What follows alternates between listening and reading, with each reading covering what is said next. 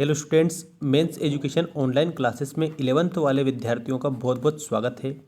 आज इस वीडियो के माध्यम से मैं आपको बताऊंगा आपका सेकंड चैप्टर, और इस सेकंड चैप्टर के ऐसे इम्पोर्टेंट क्वेश्चन मैं आपको बताऊंगा जो कि आपकी एग्ज़ाम्स के लिए काफ़ी महत्वपूर्ण है, और आपकी जो वार्षिक परीक्षा है उसके लिए भी ये काफ़ी महत्वपूर्ण साबित होंगे, और आपकी अर्धवार्षिक परीक्षा जो कि 29 तारीख से स्टार्ट है उसके लिए तो महत्वपूर्ण है ही।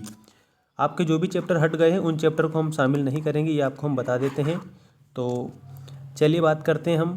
पाठ का नाम है कृष्णा सोबती मियाँ नसीरुद्दीन, ठीक है। और ये आपके 11th चैप्टर भी देख सकते हैं। एनसीईआरटी का पूरा सॉल्यूशन मैं आपको दूंगा और मोस्ट इंपॉर्टेंट क्वेश्चन ही बताऊंगा, ये भी ध्यान रखें। इसमें क्वेश्चन तो बहुत सारे दे दिए हैं, लेकिन मैं आपको वही प्रश्न बताऊंगा जो परीक्षा की दृष्टि से महत्वपूर्ण है। चलिए पहला प्रश्न बताता हूँ। मियाँ नसीरुद्दीन को नान बाइयों का मसीहा क्यों कहा जाता है? अच्छा, नान बाइयों का मसीहा किसे कहा जाता है? ऐसे प्रश्न बने तो आप बताएंगे मियाँ नसीरुद्दीन, ठीक है। और क्यों कहा जाता है ये देखिए। मियाँ नसीरुद्दीन को नान बाइयों का मसीहा कहा जाता है क्योंकि वे साधारण नान बाई नहीं हैं, वे खानदानी नान बाई हैं जो मसीहाई अंदाज से रोटी बनाने की कला जानते हैं।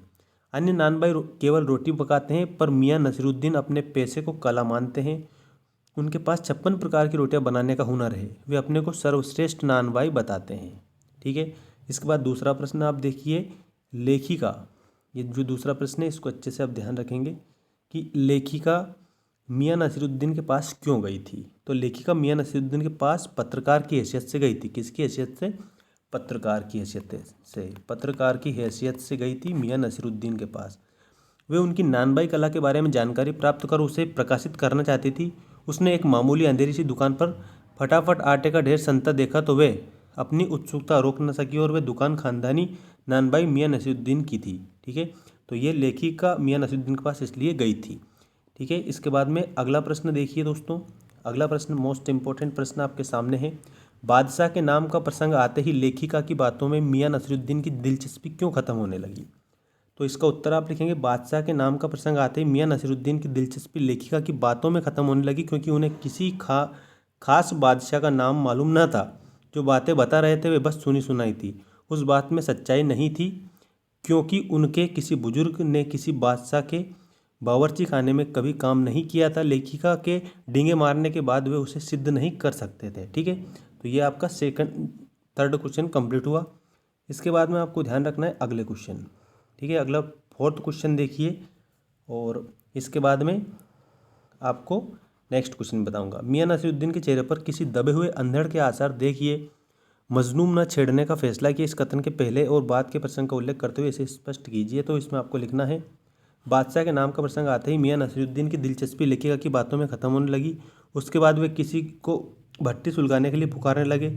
लेखिका के पूछने पर उन्होंने बताया कि वे उनके कारीगर बब्बन मियाँ हैं। तब लेखिका के मन में आया कि पूछ ले, आपके बेटे बेटियाँ हैं, पर उनके चेहरे पर बेरुखी देखी तो उन्होंने उस विषय में कुछ ना पूछना ठीक ही समझा, ठीक है।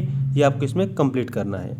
और अब देखिए लास्ट क्वेश्चन है, पांचवा प्रश्न। इसके बाद में मैं नेक्स्ट चैप्टर का आपको नेक्स्ट वीडियो में बताऊंगा, ठीक है।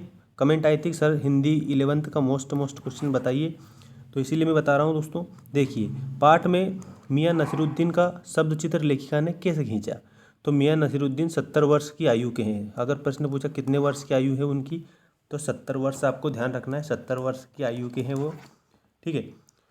और मियाँ नसीरुद्दीन का शब्द चित्र लेखिका ने कुछ इस प्रकार खींचा है। लेखिका ने जब दुकान के अंदर झांका तो पाया कि मियाँ चारपाई पर बैठे बीड़ी का मजा ले रहे हैं। मौसमों की मार से पका चेहरा, आंखों में काइयाँ, भोलापन और परेशानी पर मंजे हुए कारीगर के तेवर, ठीक है।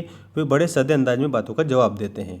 तो इसी प्रकार से उन्होंने, ये लेखिका ने शब्द चित्र प्रस्तुत किया है। का मतलब ये है कि नसीरुद्दीन के बारे में उन्होंने बता दिया है, ठीक है। तो यही मोस्ट क्वेश्चन थे। मिलते हैं नेक्स्ट वीडियो में। धन्यवाद।